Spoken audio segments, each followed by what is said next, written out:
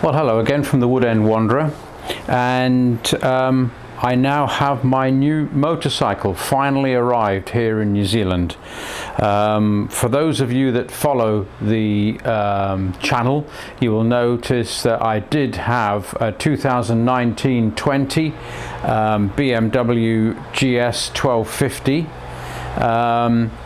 But it was too high. Even with the lowered seat on it, with my little legs, I was having problems. And for a review of that bike and why I got rid of it, I'll leave a link up here for you. But I have the new factory lowered spec, and as soon as I sat on it, I knew it was the bike for me. I could just about flat foot, and that made all the difference to me. And as I've said before in previous videos, I understand all the reasons why people think, oh well, you can get away with it, and you need to ride it better, that sort of thing. That's not for me. So anyway, I want to introduce you to the new bike and show you the immediate differences that I notice, other than the fact that I can get my feet on the ground on this one. And with my inside leg, I'm just under 30 inches, whatever that is in centimeters, inside leg. As I say, this one is so much the better. So here's the bike, and we'll run through very quickly what I noticed immediately as soon as I got it.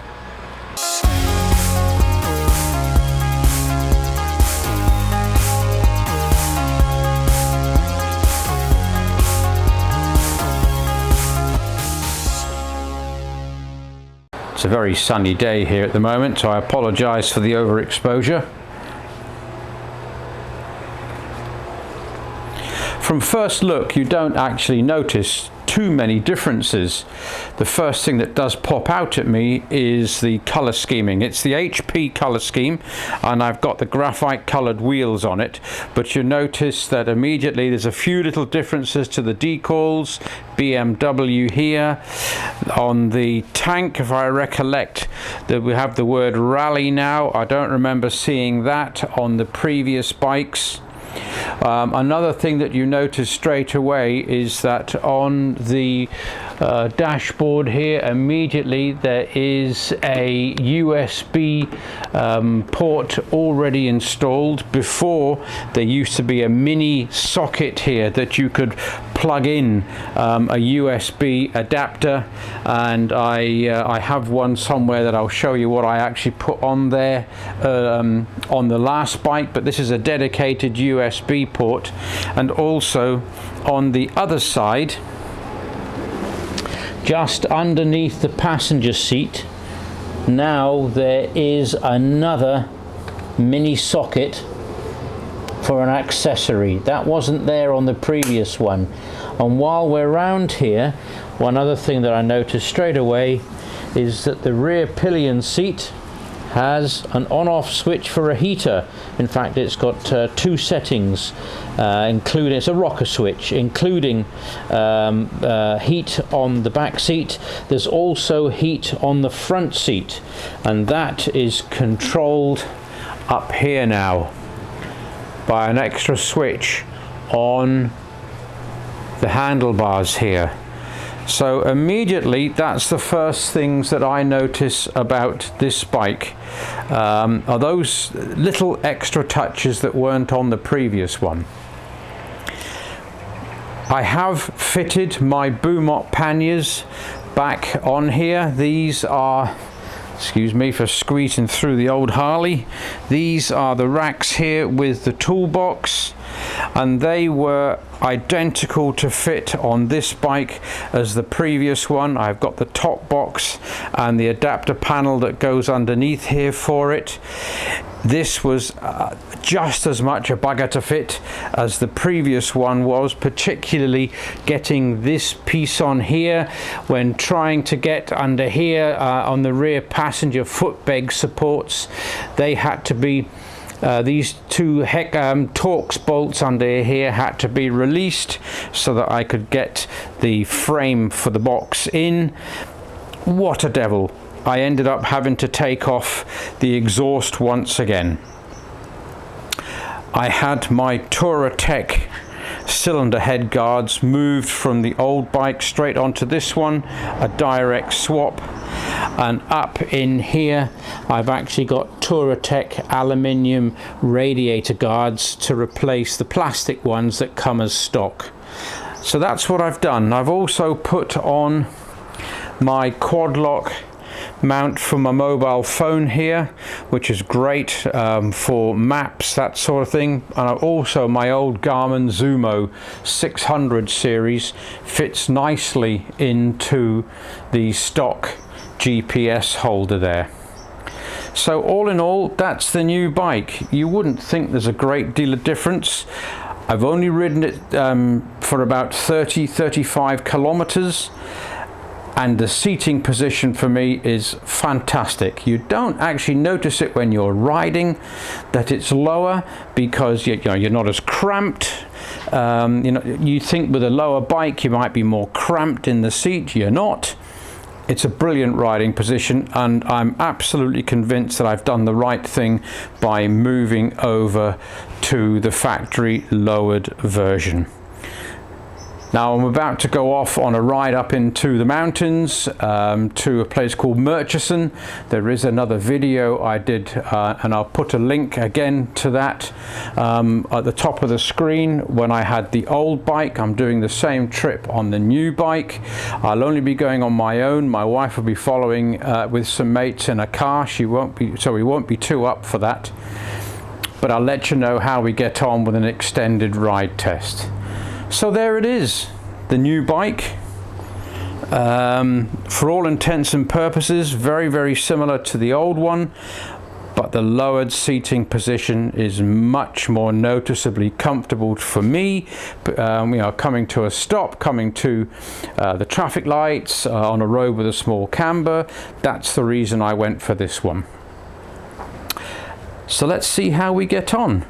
And the proof will be in the riding, as they say.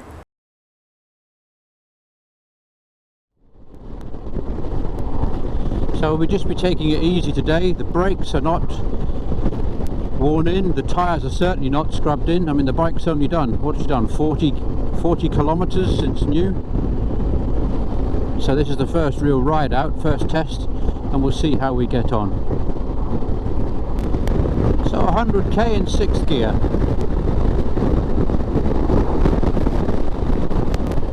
So we've just left the village of, or the little township of Amberley, where incidentally Charles Upham, a New Zealand soldier, was born. And what he is famous for is he was awarded the Victoria Cross twice.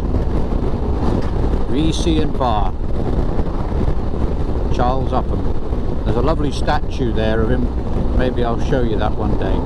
So I've had a little chance to get settled in on the bike now, and initial impressions are very lovely. It feels very similar, I suppose it would do, to the 2019-20 model. The TFT display is absolutely first class. There is a new eco setting on the bike, which I'm trying out at the moment. We'll see if it's any good. You might be able to see it as a little green bar top right on the display there. So I'm just hanging around 104, 105 here, which according to the GPS is exactly 100 kilometers an hour. I'm not going to bother with cruise control, all that sort of thing. The controls for all that are here on the right. It's exactly the same as the last bike, but the comfort of the seat is phenomenal.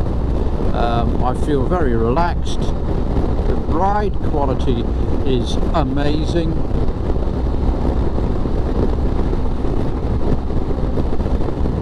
I can't hear the engine at all. Certainly can't hear the exhaust. If it was the Harley, I would be. My own preference would be for the fuel gauge. At the moment it's showing the bars, of fuel remaining, which is top center of the TFT screen there. I think I would prefer, for my own preference, kilometers remaining in the tank, just until I get used to exactly what 4 bars, 5 bars, 6 bars means. I have to say I love the riding position of this. I really do. I'm only a short guy. I'm 173 centimeters. And as I say, this is the factory lowered bike, but I'm sitting here quite comfortably. My legs on the riding pegs are in a very comfortable position. I think if you're a very tall rider, then you wouldn't be going for the factory lowered version, of course. So this is Highway 7 westbound, so this is the road that takes us up past Hanmer Springs, and then it will take us through the Lewis Pass to Springs Junction. In a previous video I came the other way from Briefton when we did the Westport video. Ooh, bit of a side wind going on there. I'll put a link to that video above, up here somewhere. So we'll be heading to Springs Junction, which is just about where the last video ended. Oops, slow down, Mark. I tell you what, that's something I'm going to have to get used to. 110k on the Harley was very noticeable. On here, it's not noticeable at all. I have to watch the old left of the screen a little bit there. I'm in 6th gear, 101.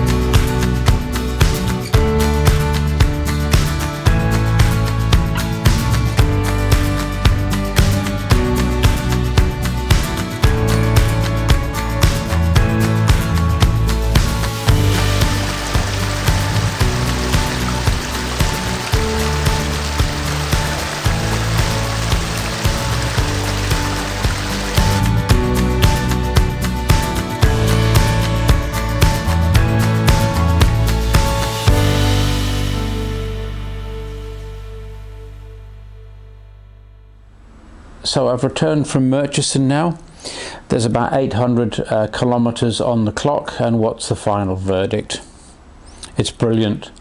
It's all I hoped it would be. It's beautifully comfortable to ride. It's still a little bit stiff. It's still got a few miles to get it worn in yet. We'll let the car go by. The preload and the dampening is easily adjusted using the left-hand controls. I rode most of the way in eco or road on the low setting. I had both feet firmly on the ground when coming to a stop. I had the Boomot panniers and top box loaded up. It was fantastic. On the way back from Murchison there was a lot of rain, so I had it in the rain mode. Never missed a beat. No wheel slip, nothing. I didn't feel any time that the grip was going. I wasn't pushing it, of course. Another car. But this is every single dollar, pound, whatever currency you have is well spent on this. The factory lowered BMW 2021 model 1250 GS. So coming up shortly, we've got the Brass Monkey Rally. I'll be doing a separate video on that. If you've never heard of it, do watch the video. It's probably one of the most famous rallies, motorcycle rallies here in New Zealand. This will be my third visit. I think it's the 40th anniversary. And I'll be taking the bike down and loading up the panniers and putting quite a bit of weight on the back of it. So that'll be another test, as I say, and that'll be a video coming shortly. So all in all, another car. All in all, you will not be disappointed in this bike. If, like me, I'm 5'7", what's that, 1.72 meters, with a 29-inch inside leg, this is absolutely brilliant. I can't say more than that. I am so pleased with it, and I'm looking forward to putting many more miles, kilometers on the clock. Well, thanks for watching, and as I say, the next video will be about a rundown to the Brass Monkey Rally, and I hope you'll come along and join me for that. Until then, thank you and bye-bye.